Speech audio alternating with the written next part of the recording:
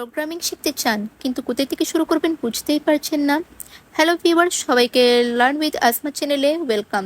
আজকে থেকে তোমরা এই চ্যানেলে সি প্রোগ্রামিংয়ের একটা ফুল কোর্সের ধারাবাহিক ভিডিও পাবা। এখন সি প্রোগ্রামিং ল্যাঙ্গুয়েজটা কি, তুমি যদি একটা কম্পিউটারের সাথে যদি কন্ট্যাক্ট করতে চাও, কম্পিউটারকে তুমি যদি আদেশ দিতে চাও, তাহলে হচ্ছে তোমার কাছে সি প্রোগ্রামিং ল্যাঙ্গুয়েজটা অবশ্যই ইউজ করতে হবে। অনেকগুলো প্রোগ্রামিং ল্যাঙ্গুয়েজই আছে, যেমন C, C plus plus, JavaScript, Java, Python, Rust, Ruby and আরও অনেক। তবে আমরা এখন সি শিখবো। সিকে প্রোগ্রামিংয়ের মাদার ল্যাঙ্গুয়েজও বলা হয়। এই ভাষা থেকেই পাইথন, জাভা, জাভাস্ক্রিপ্ট এসব ল্যাঙ্গুয়েজ এসেছে। আশা করি এই কোর্সে তোমরা অনেক এনজয় করবা। এন্ড কারো কিছু বলার থাকলে কমেন্ট করে অবশ্যই বলবা। এখন তোমাদের মনে একটা প্রশ্ন থেকে যায়, কেন আমরা সি ইউজ করব? সি এর অনেকগুলো ইউজেস রয়েছে। এই ল্যাঙ্গুয়েজটা ড্রাইভার প্রোগ্রাম লেখার জন্য ইউজ করা হয়। যেমন আমি যদি একটা ডিভাইস বানাই, ওইটা ড্রাইভার সফটওয়্যার যদি লিখতে হয় তাহলে সি দিয়েই লিখবো, কারণ সি হচ্ছে ফার্স্ট ল্যাঙ্গুয়েজ। ডিভাইসে এমন ল্যাঙ্গুয়েজ ইউজ করতে হবে যেটা ক্লিকের সাথে সাথেই কাজ করে। উইন্ডোজ, লিনাক্স, ম্যাক্স এরকম অপারেটিং সিস্টেমগুলো বানানোর জন্য সি ইউজ হয়ে থাকে, কারণ সি হচ্ছে কি পাইথন আর জাভাস্ক্রিপ্ট থেকে ফার্স্ট কাজ করে।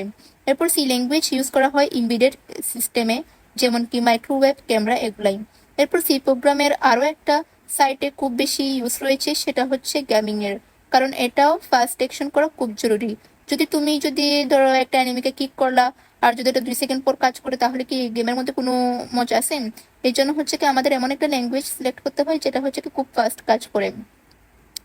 সি প্রোগ্রামিং কোর্সের কমপ্লিট টপিক লিস্ট স্ক্রিনে দেখানো হলো, তোমরা চাইলে ভিডিওটি পজ করে ভালো করে দেখে নিতে পারো।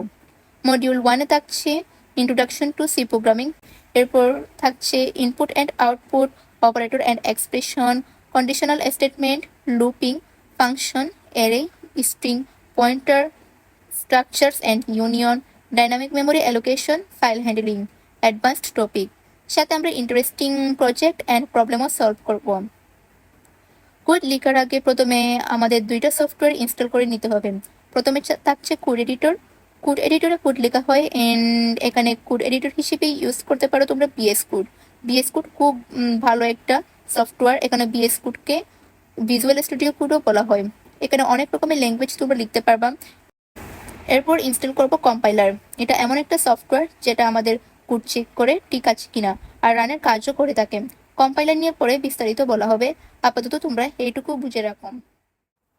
তোমরা কোড করার আগেই প্রথমে হচ্ছে ফাইলগুলো তাদের এক্সটেনশন দিয়ে সেভ করে নিবা। এক্সটেনশন মানে কি, এটা আশা করি সবাই জানো। তারপর আমি সংক্ষিপ্ত বলে দিই, এক্সটেনশন দিয়ে হচ্ছে কি কম্পিউটার বুঝে এখানের মধ্যে কোন ধরনের ডাটা তুমি স্টোর করেছো।